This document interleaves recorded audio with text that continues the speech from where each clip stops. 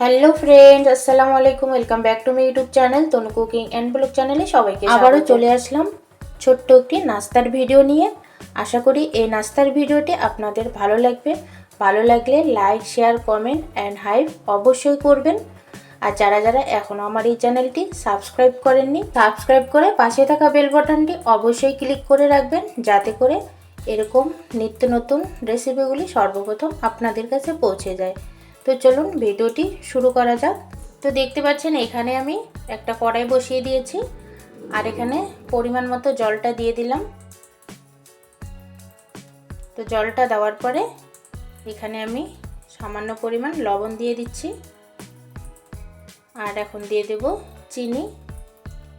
তো চিনিটা আপনাদের পছন্দ মতো দিয়ে দেবে।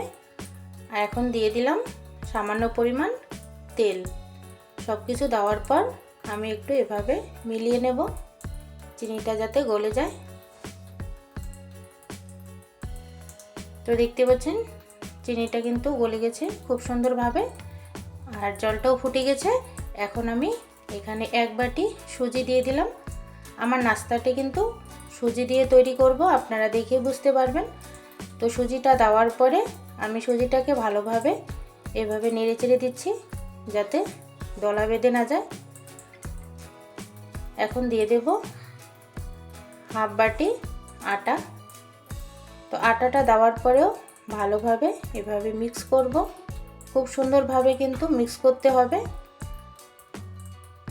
তো দেখতে পাচ্ছেন আমি কিন্তু খুব সুন্দরভাবে মিক্স করে ডোটা তৈরি করে নিলাম। তো ডোটা তৈরি হয়ে গেছে। আমি এখন কড়াই থেকে নেমে একটা প্লেটের মধ্যে তুলে নেব। তো দেখতে পাচ্ছেন একটা প্লেটের মধ্যে তুলে নিয়েছি, আর এখন কিন্তু গরম আছে। একটু গরম গরম করেই ডোটা আমাকে বানিয়ে নিতে হবে খুব সুন্দরভাবে।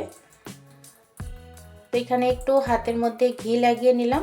ঘি লাগিয়ে নিয়ে আমি ভালোভাবে ডোটা তৈরি করে নেব। দেখতেই পাচ্ছেন একটু গরম আছে, তো এটাকে গরম গরমেই একটু বানিয়ে নিতে হবে।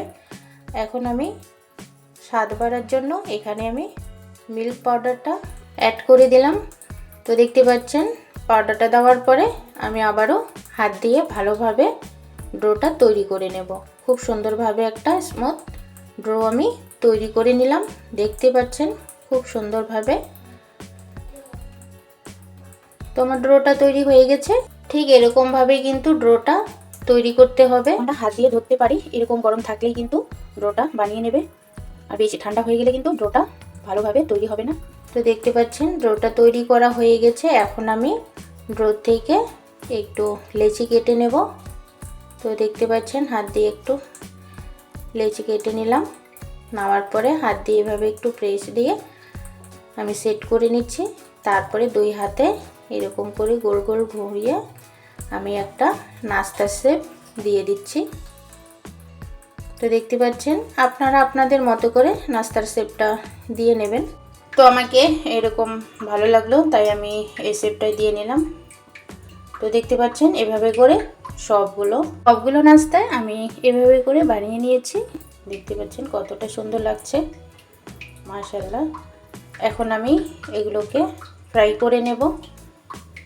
তো এদিকে একটা কড়াই বসিয়ে দিয়েছি, কড়াইয়ের মধ্যে পর্যাপ্ত পরিমাণ তেল দিয়েছি। তেলটা গরম হয়ে গেছে। এখন আমি নাস্তাগুলো এক এক করে দিয়ে সবগুলো নাস্তায় কিন্তু এভাবে ভেজে নেব। দেখতে পাচ্ছেন এক এক করে দিচ্ছি, আর তেলটা কিন্তু একদম গরম করে নিতে হবে। তো এভাবে করে আমি সবগুলো নাস্তায় ফ্রাই করে নেব একদম ব্রাউন কালার করে। তো দেখতে পাচ্ছেন আমার এক পাশটা কিন্তু হয়ে গেছে। তো আমি এভাবে করে উল্টিয়ে দিচ্ছি। তো অপর পাশটাও কিন্তু ঠিক এভাবে করেই আমি ফ্রাই করে নেব। একটা ব্রাউন কালার আসবে, কিন্তু খুব সুন্দর একটা কালার আসবে, আর খুব সুন্দর একটা রেসিপি। বন্ধুরা আপনারা বাড়িতে অবশ্যই ট্রাই করবেন। এটা নাস্তা বলতে পারো বা পিঠাও এক ধরনের বলতে পারো।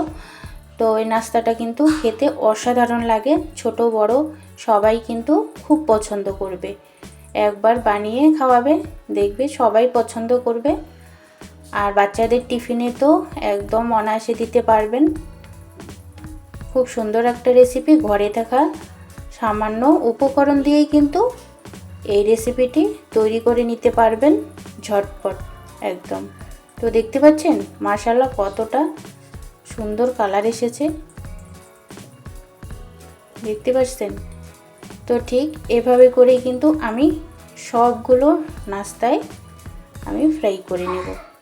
নাস্তাগুলো কিন্তু আমি 2 ব্যাচ করেই ফ্রাই করে নিয়েছি। তো এভাবে করে আমি সবগুলো নাস্তা ফ্রাই করে নেব।